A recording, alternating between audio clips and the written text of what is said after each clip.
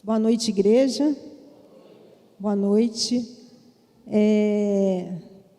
Com muita alegria e muito nervosismo que eu estou aqui diante da igreja do Senhor, mas cumprindo um chamado, um convite para estar aqui essa noite. Que o Senhor, Ele trate conosco, fale aos nossos corações e que saiamos daqui diferentes de quando entramos, pelo poder que há na palavra de Deus. Amém, igreja?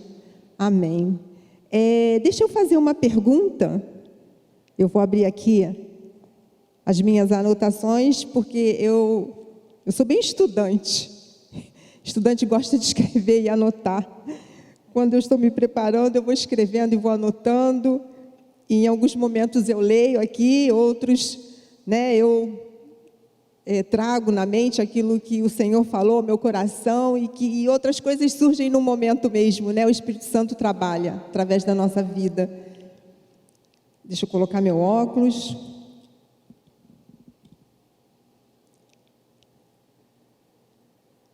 Vou fazer uma pergunta para a igreja. Quem aqui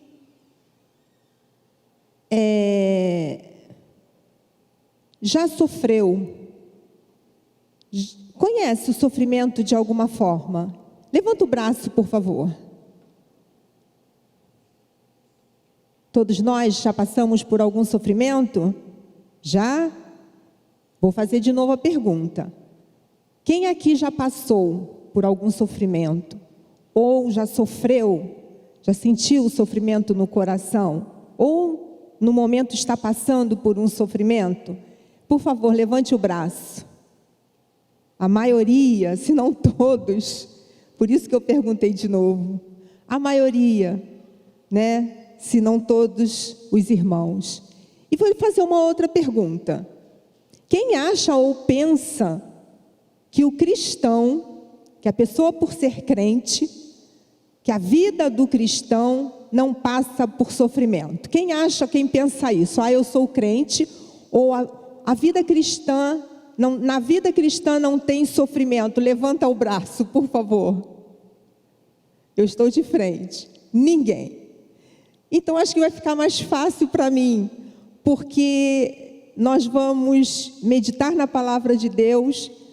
E, para mim, eu digo particularmente, porque eu pensei que eu poderia chocar ou abalar um pouco a igreja com o tema, mas eu vejo que a maioria, dos irmãos conhecem o sofrimento, já sofreram, conhecem esse sentimento, conhecem o sofrimento, e que na totalidade aqui, ninguém levantou o braço, toda a igreja sabe que o cristão, que a vida cristã, ela não está isenta de sofrimento. Amém, igreja? E nós vamos estar meditando sobre isso. Sobre a vida cristã, sobre o sofrimento e a vida cristã.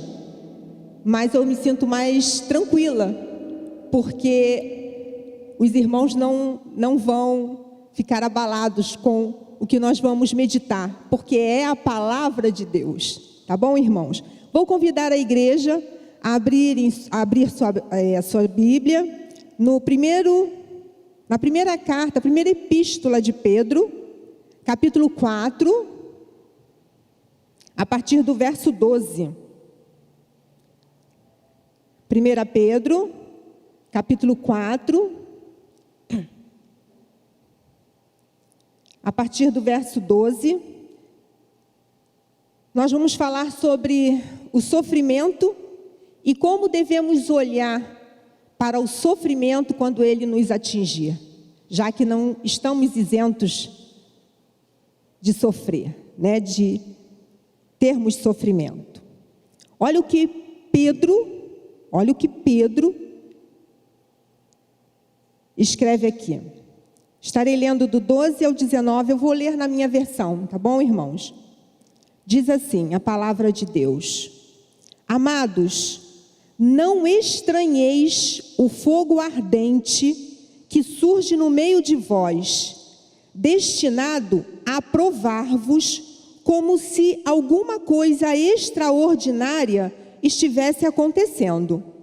Pelo contrário, alegrai-vos na medida em que sois coparticipantes dos sofrimentos de Cristo, para que também, na revelação de sua glória, vos alegreis exultando.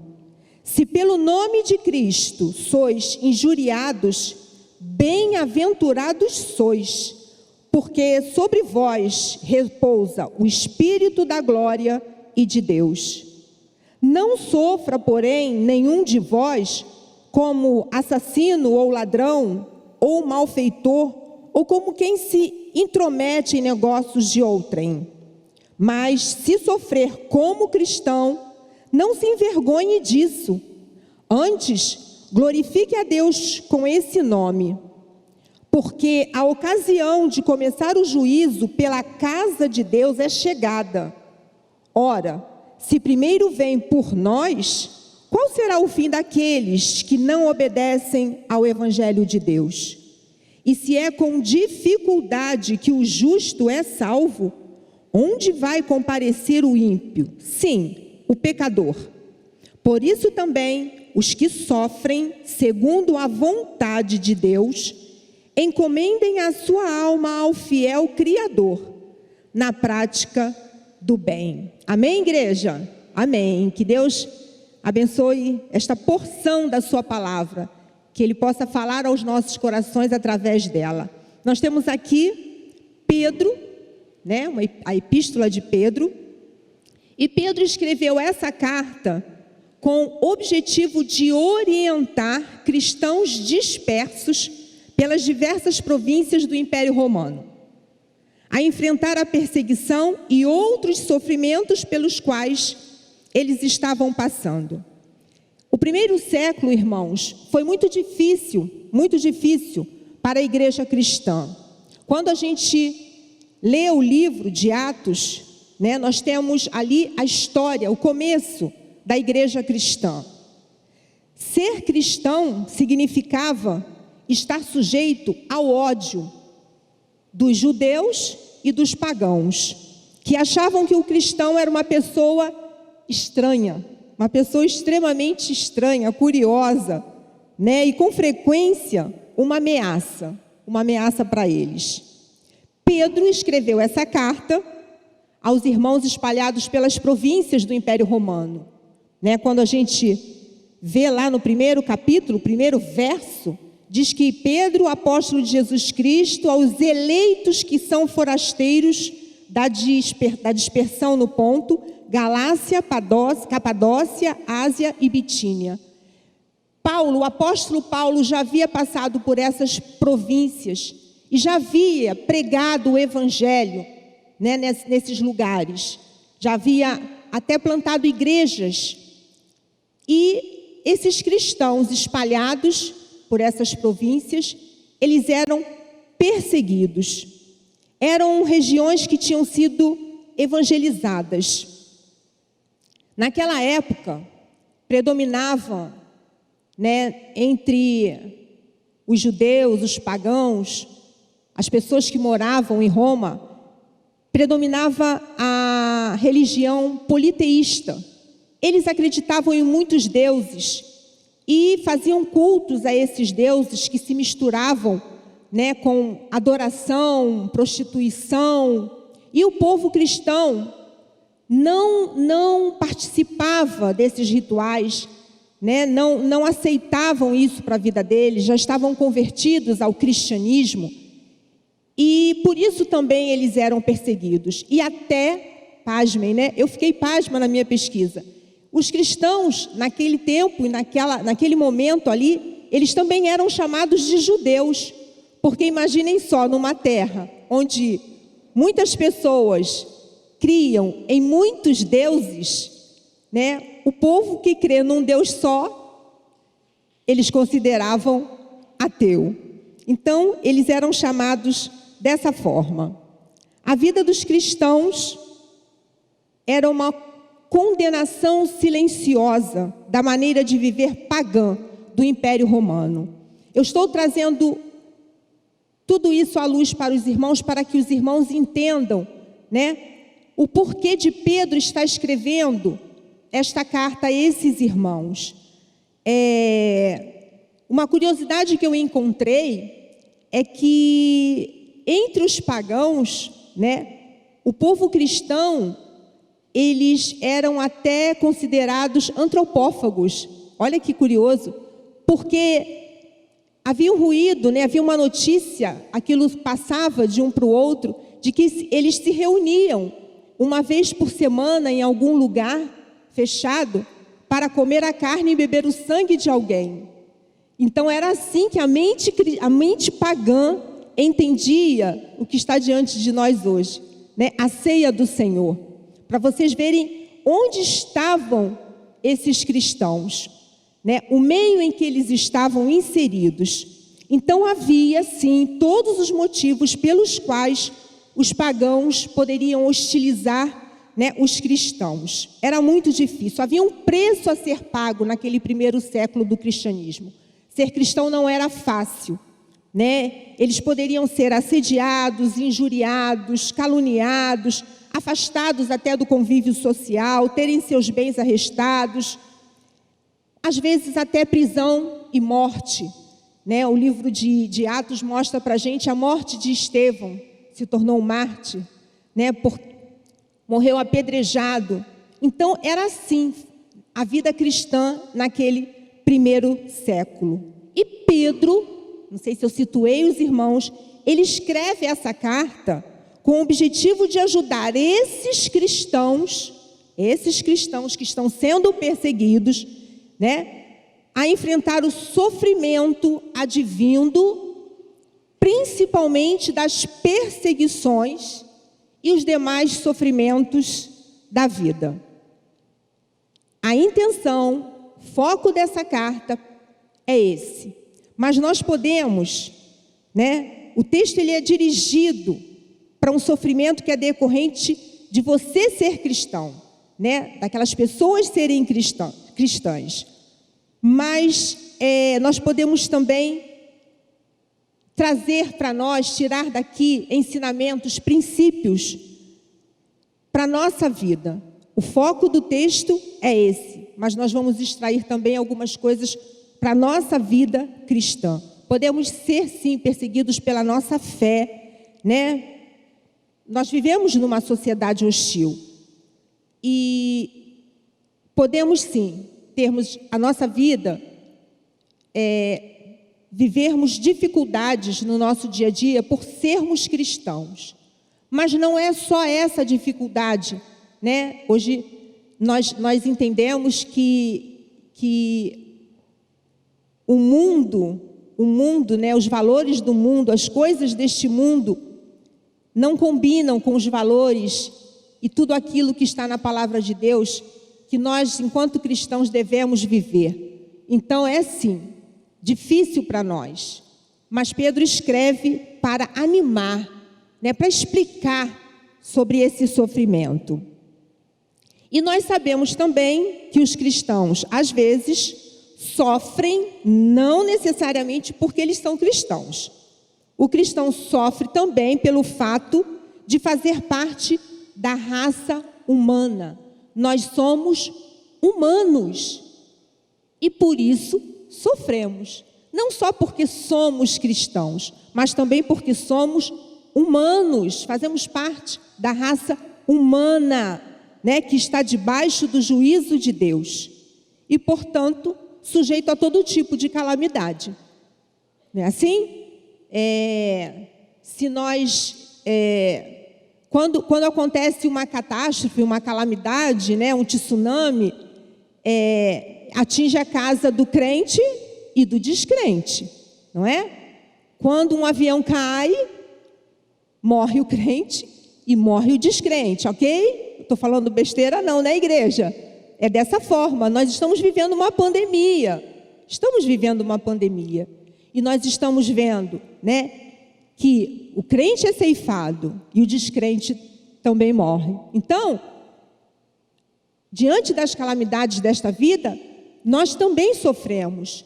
Mas não é porque nós somos cristãos, mas porque nós fazemos parte da raça humana.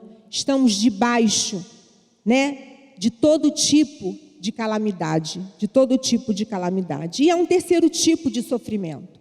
Nós vimos, eu estou falando aqui por sermos cristãos, por fazermos parte da raça humana e por isso estamos sujeitos, a sofrer. E também um terceiro tipo, de sofrimento que Pedro menciona aqui no texto, nós vamos rapidamente depois meditar sobre isso, que boa parte dos nossos sofrimentos nesse mundo é resultado das decisões erradas que tomamos,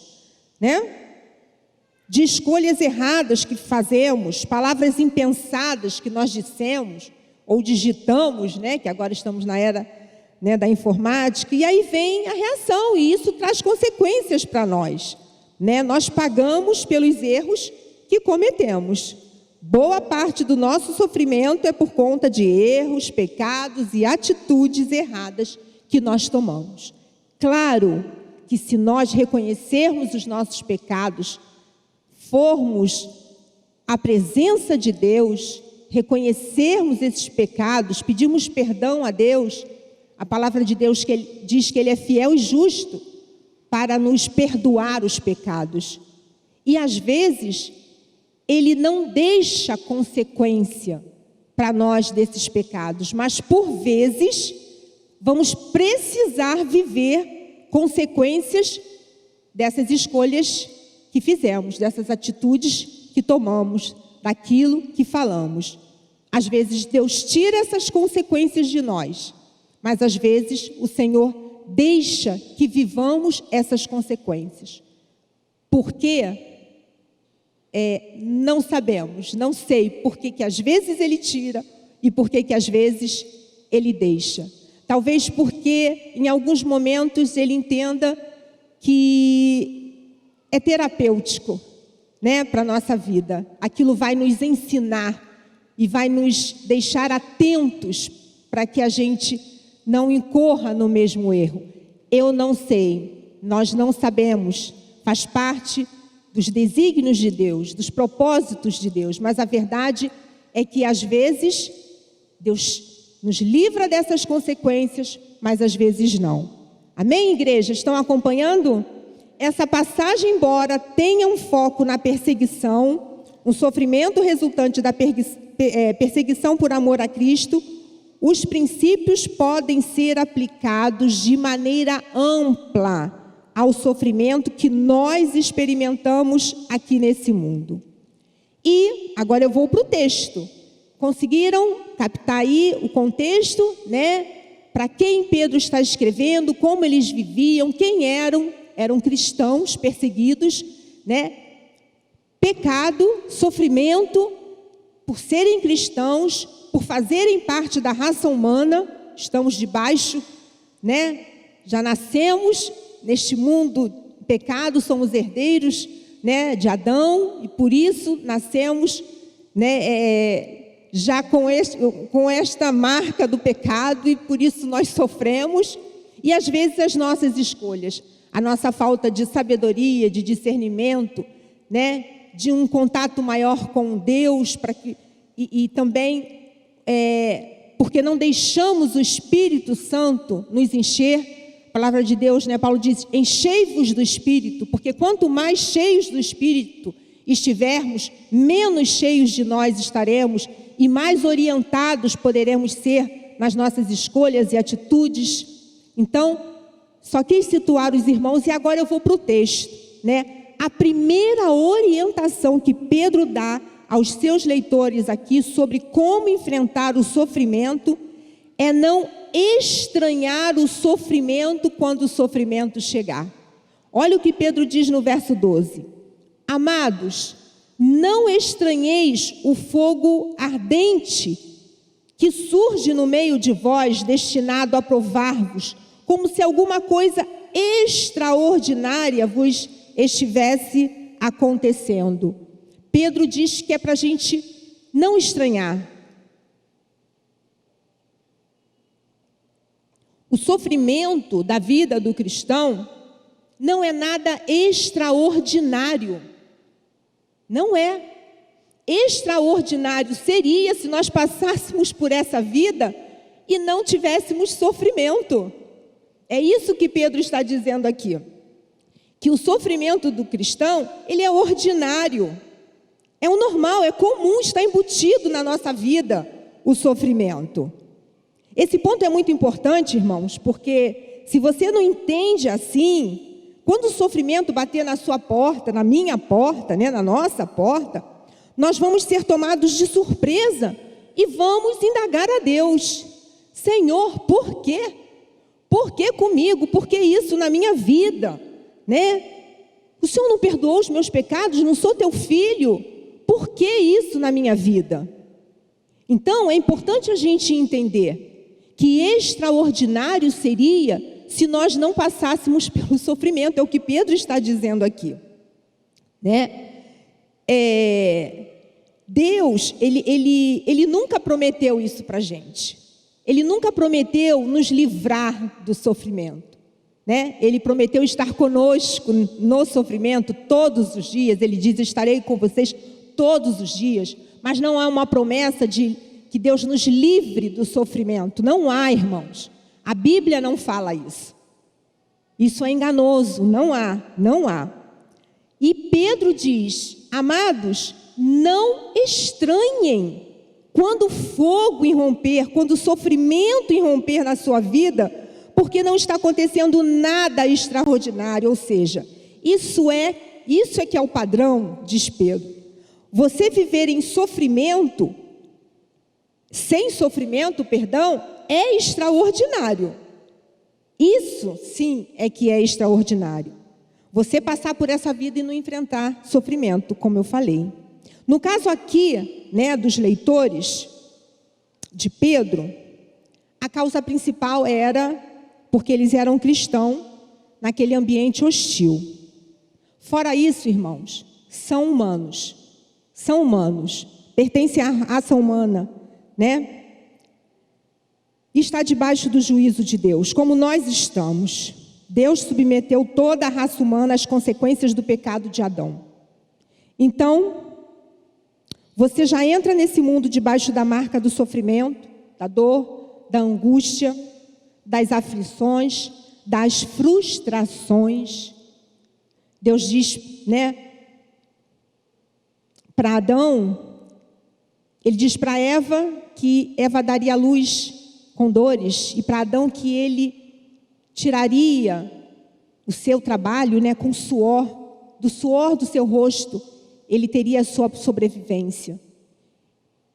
E diz, maldita é a terra, por conta do seu pecado, de tudo. Nós herdamos isso. E eu quero fazer aqui uma ressalva, para os irmãos, que eu tenho visto muito isso hoje, irmãos. Nós vivemos numa sociedade em que o alvo do homem é ser feliz. O alvo do homem é ser feliz. E o que isso representa para essa sociedade, para essas pessoas, para a nossa sociedade? Nós estamos inseridos nela. O que isso representa? Ter um bom trabalho, ter um carro novo. Amém, igreja? É assim? Um carro novo. Ter dinheiro para gozar férias, passear, viajar. É assim. Quem quer casar, ter um bom marido, uma boa esposa, ter filhos saudáveis, colocar seus filhos numa boa escola. É esse o alvo da sociedade. É esse o padrão de felicidade que nós vivemos hoje. Esse é o sonho de consumo que a sociedade tem. Felicidade é isso para as pessoas. Só que, irmãos, o sofrimento impede isso. O sofrimento, ele frustra os nossos planos, os nossos projetos. Ele frustra. Então, por isso, nós não estamos preparados, não queremos sofrer. Por isso as pessoas hoje não suportam, eu diria, acho que a palavra é essa, o sofrimento. Por isso, proliferam os livros e os estudos e as pessoas que pregam autoajuda. Por isso, proliferam, né, os tratamentos terapêuticos, psicológicos. Por isso, né, muitas pessoas precisam de medicamentos e várias coisas. Porque os seus sonhos, os seus planos são frustrados. Não conseguem, não suportam o sofrimento. Mas aqui, Deus diz assim: não estranhem. Não estranhem. Não estranhem o sofrimento. As pessoas não sabem lidar com o sofrimento. É um embaraço, é um incômodo. E vou dizer para os irmãos que às vezes até nas igrejas, algumas igrejas, elas estão prosperando, crescendo muito, e elas têm até um slogan, né? Pare de sofrer, já viram? Pare de sofrer. Eu sinceramente, eu fiquei preocupada com o que Deus colocou no meu coração hoje, porque eu estou falando de sofrimento e quase as pessoas não falam mais de sofrimento. As igrejas não suportam mais. É sempre vitória, prosperidade, né? É sempre Deus, coisas assim. E o sofrimento? Então, as igrejas enchem, porque é o que algumas, né, irmãos? Não vou citar, não vem ao caso, mas os irmãos sabem que muitas delas estão cheias porque tem essa pegada aí. Venha e pare de sofrer, não sofra mais. Onde está isso na Bíblia, irmãos? E elas enchem, porque nós não estamos, nós cristãos deste tempo, não estamos sabendo lidar com o sofrimento. Está difícil para nós, mas a palavra de Deus diz para nós: não estranhe, não estranhe. E porque Ele está dizendo para nós que é normal, nós não devemos estranhar quando Ele bater na nossa porta. Porque se você não estiver preparado, você vai começar a questionar Deus. Por que eu? Por que isso está acontecendo comigo? Né? Eu sou justo, eu estou na sua casa, e eu quero dizer para os irmãos que se o irmão está passando por algum sofrimento neste momento, ou passou, eu acho que nem eu, nem o pastor, nós não temos essa resposta, né? Para o sofrimento específico, nós não temos essa resposta, mas nós temos a resposta, né, que é o princípio geral, que está aqui na Bíblia. E Pedro vai dizer aqui, olha só, ele purifica a fé dos crentes. Quando ele diz, destinado a provar-vos, não estranhei o fogo ardente que surge no meio de vós. Fogo ardente. Os ourives pegavam o ouro, botavam, né, debaixo de uma temperatura muito alta para depurar o ouro. Tudo aquilo que eram detritos, né, que contaminavam aquele mineral, era separado do ouro.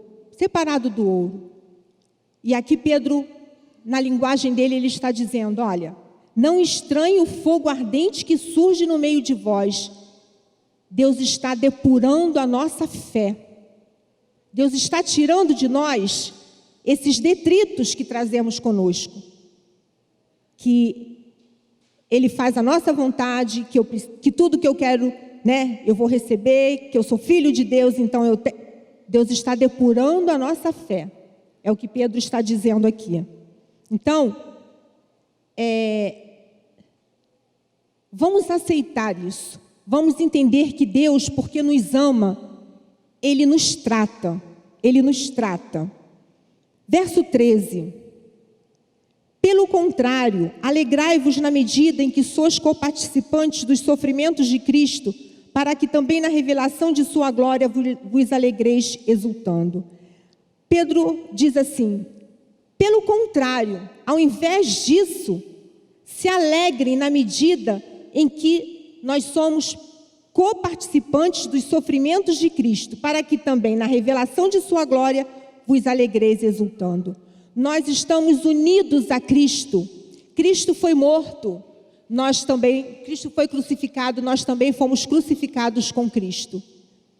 Nós participamos do sofrimento de Cristo, e quando Cristo se revelar em glória, nós também seremos glorificados com Ele. Amém, igreja? Amém. Então nós somos coparticipantes. E neste dia, Pedro diz aqui, na revelação de sua glória, nós nos alegraremos, nós exultaremos com Deus, porque nós fomos mortos com Cristo, sofremos como Cristo sofreu, e ressuscitaremos com Cristo e nos alegraremos. Ou seja, a nossa esperança não está aqui. A nossa esperança é futura. Quando o irmão Samuel falou, né, do livro de Apocalipse, eu lembrei. Ali João diz que este novo céu e esta nova terra, ali não haverá sofrimento. Deus enxugará dos nossos olhos toda lágrima. Não haverá mais choro e não haverá mais sofrimento. E nós vamos nos alegrar, vamos nos exultar com Ele. Nós vamos nos exultar com Ele. Se pelo nome de Cristo sois injuriados, bem-aventurados sois, porque sobre vós repousa o Espírito da glória de Deus. Se pelo nome de Cristo, né, se por Cristo nós somos injuriados, somos perseguidos, nós sofremos, nós somos bem-aventurados. Aqui Deus diz para nós somos felizes, bem-aventurados, abençoados. Se sofremos pelo nome de Cristo, nós somos bem-aventurados, porque sobre vós repousa o Espírito da glória e de Deus.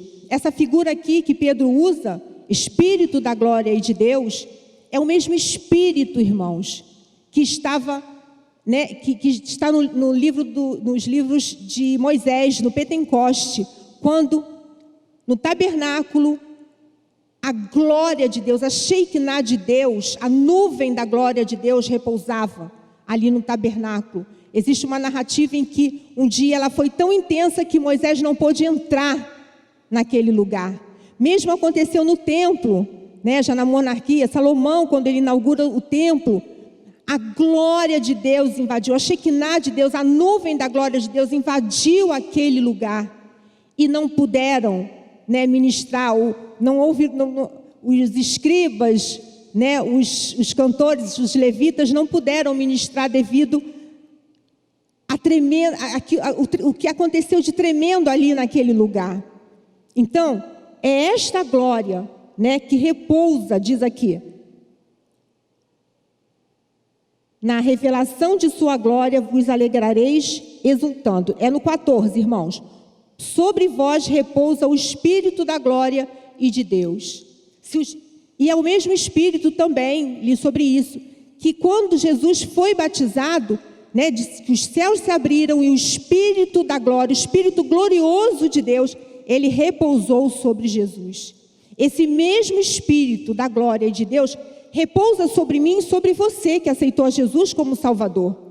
Ele está em nós, ele repousa sobre nós. Diz aqui a palavra do Senhor, porque sobre vós o Espírito, repousa o Espírito da glória e de Deus. Então, por isso, irmãos, nós somos bem-aventurados. Nós somos bem-aventurados. Precisamos cuidar, né? Se nós não estamos refletindo essa glória, se estamos de acordo aí com os padrões desse mundo, se ninguém vê diferença em nós, precisamos cuidar, porque o Espírito de Deus habita em nós e nós precisamos fazer diferença, nós precisamos ser diferentes neste mundo em que vivemos, neste mundo pagão. Não sofra, porém, nenhum de vós como assassino, ou ladrão, ou malfeitor, ou como quem se intromete em negócios de outrem. Aqui Pedro, né, ele faz uma ressalva, e é importante, porque às vezes o cristão está sofrendo e acha que é por perseguição, por ser cristão. Não, aqui ele cita várias infrações, né? Quem rouba, quem mata, o assassino, o ladrão, o malfeitor, e até aqueles que se metem na vida das outras pessoas. O sofrimento vem. Não confundam esse sofrimento com o sofrimento, né, do cristão, daquele que é perseguido por ser cristão. Não é deste sofrimento que Pedro está falando. Ele faz uma ressalva muito importante. Mas se sofrer como cristão, não se envergonhe disso. Antes glorifique a Deus. né? Glorifique a Deus com esse nome. Você jovem, né? Não tenha vergonha de sofrer por Cristo, não tenha vergonha de ser diferente, né? Você menina, moça, rapaz, porque às vezes, geralmente os jovens sofrem por isso, né? Eles são até ridicularizados, porque são virgens, né? Levam o namoro dentro dos padrões de Cristo, do Evangelho, e às vezes podem ser injuriados por isso também. Diz aqui, não sofram por isso, vocês são bem-aventurados. Deus vê você com olhos diferentes. Então, não sofra, mas se sofrer como cristão, não se envergonhe. Não se envergonhe disso. Porque a ocasião de começar o juízo pela casa de Deus é chegada. Ora, se primeiro vem por nós, qual será o fim daqueles que não obedecem ao Evangelho de Deus? Porque a ocasião de começar o juízo pela casa de Deus é chegada. Nós costumamos falar muito sobre o dia da salvação, que é o período entre as duas vindas de Cristo. A primeira vinda, que já aconteceu, e a segunda vinda, que ainda irá acontecer. Esse é o dia da salvação. Nós costumamos, mas nós não podemos, quase não se falam, né? Quase a gente não menciona isso. Neste período, Deus já está fazendo o seu juízo. Ele já está colocando o seu juízo sobre a humanidade. Neste período, chamamos de juízo temporário, e virá o juízo eterno. Então, neste período, Deus já está, né, julgando o ímpio, e diz que primeiro vem pela casa de Deus. Irmãos, primeiro por nós, igreja, somos a casa de Deus. O juízo primeiro vem para a casa de Deus. Nós já estamos sendo também julgados por Deus. Já fomos justificados. Aquele que aceitou a Cristo, que recebeu Cristo no seu coração, ele viverá eternamente com Cristo. Mas aqui o Senhor já está tratando, né, o seu juízo, já está colocando o seu juízo aqui, neste tempo. Neste tempo, sabe por quê? Para que mais tarde ele não seja questionado, né, o Senhor, e ele vai ser mais severo. Olha, ele usará de mais rigor com os cristãos, diz aqui, porque a ocasião de começar o juízo pela casa de Deus é chegada. É agora. E ele usará de maior rigor com os cristãos. Por quê? Para que não pensem que houve favorecimento. Então, se você é cristão, tenha certeza que sobre você, sobre mim, que sou cristã, né, a responsabilidade que nós temos é maior. Por quê?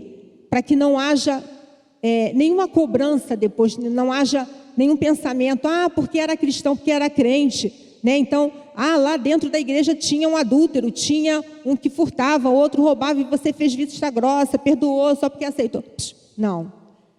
O rigor maior será conosco. Então, cuidemos da nossa vida cristã. Cuidemos, irmãos. Deus já está exercitando o seu juízo neste tempo. Cuidado. Não fique distraído. Não fique distraído. Deus já está executando. Vem primeiro por nós, diz aqui. E qual será o fim daqueles que não obedecem ao Evangelho de Deus? Eu vou ser bem rápida para terminar, né? O inferno, juízo final. Neste tempo, ele já também exerce o seu juízo sobre o ímpio. Aqui o ímpio também já, né, sofre o juízo de Deus, mas será o juízo eterno. É o inferno. Se há entre nós alguém aqui que ainda não tomou uma decisão por Cristo, este é o tempo. É chegada a hora, irmãos. É chegada a hora. O Senhor, neste tempo, Ele trata conosco com graça, misericórdia, né, com chance. Este é o tempo. Então, não deixe passar a oportunidade, porque este é o tempo. Essa é a hora. porque o juízo eterno não tem outro caminho, né? E a gente tem medo de falar inferno dentro da igreja, porque espanta os crentes, mas não tem outro caminho, eu preciso dizer, é a morte eterna. E para a gente chegar aí à conclusão, e se é com dificuldade que o justo é salvo, onde vai comparecer o ímpio? Sim, o pecador. É com dificuldade que nós somos salvos. E ele nos chama aqui de justo, não porque sejamos perfeitos, mas porque fomos justificados. Se nós se passamos por aqui com dificuldade, porque ele também não nos enganou, ele disse que a porta é estreita, né? E o caminho é apertado. Ele falou para nós. Se é com dificuldade que o justo é salvo, onde vai comparecer o ímpio? O pecador. Se para nós é difícil, imagine para o ímpio. Por isso também os que sofrem segundo a vontade de Deus, encomendem a sua alma ao fiel Criador na prática do bem. E estranho isso aqui, irmã. Por isso também os que sofrem segundo a vontade de Deus. Ficou surpreso, né? É vontade de Deus, em alguns momentos, que passemos pelo sofrimento. É a vontade de Deus. E ele diz, segundo a vontade de Deus, encomendem a sua alma, entreguem a sua alma, entreguem a sua vida, entreguem nas mãos do Senhor. Depositem nele a sua vida, a sua alma. E ele diz, na prática do bem. Sabe por que Pedro diz isso? Porque às vezes o sofrimento, ele tende a nos parar.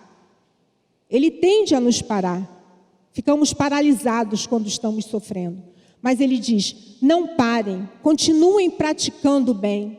Continuem realizando a obra, continuem fazendo. Ele está dizendo para aqueles cristãos daquele tempo, não parem, não parem. Entreguem a vida de vocês ao Senhor. Confiem nele. Irmãos, eu vou encerrar por conta do nosso tempo. Eu tinha algumas outras coisas, mas eu quero dizer para os irmãos que eu não sei, né, se você está aqui triste, muito triste, ou tranquilo, sofrendo, passando por algum sofrimento ou não. Eu sei que, pelo menos comigo acontece assim, pode ser que os irmãos se identifiquem comigo também, mesmo que a gente não esteja, né, no olho do furacão, vivendo ali um grande sofrimento. Não sei se com os irmãos acontece. Eu sofro, eu tenho sofrido muito, acho que por isso Deus me deu essa palavra, irmãos, vou ser sincera, falei até para o meu esposo. Porque só em ter as notícias de que o outro, o nosso próximo, está sofrendo, isso gera em mim muito sofrimento. Muito sofrimento. E também não sei se com vocês, comigo, brota. Por quê? Por que ele? Tão bom? Por que ela? Por que? Essas perguntas, a gente quase não pergunta como, quando, né? Mas o porquê, ele surge. E aí Deus me dá essa palavra. Eu não tenho respostas, né? Para, se você está passando por algum sofrimento, para sua causa, para o seu sofrimento, ou se você já passou. Eu não tenho essas respostas, porque Deus não nos revela com frequência isso. Deus não nos revela. Mas o que Ele nos revela está aqui na minha mão. Está aqui. A revelação escrita. E essa revelação mapeia toda a trajetória da sua criação e do homem. Nós não estamos sem respostas, irmãos. O cristianismo, ele nos dá essa resposta.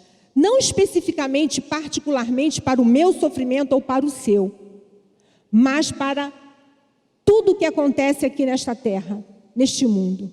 A gente sabe como tudo começou, porque está revelado aqui. Deus criou toda a terra, Deus criou o mundo, criou o homem.